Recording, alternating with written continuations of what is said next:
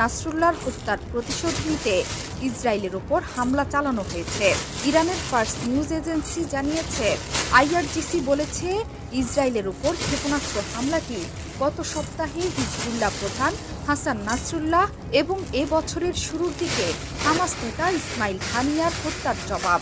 এক বিবৃতিতে আইআরজিসি বলেছে, ইসমাইল হানিয়া, হাসান নাসরুল্লাহ এবং নীল ফোরশানের শাহাদাতের প্রতিশোধ হিসেবে আমরা দখলকৃত ভূখণ্ডের মূল কেন্দ্রকে লক্ষ্য করেছি।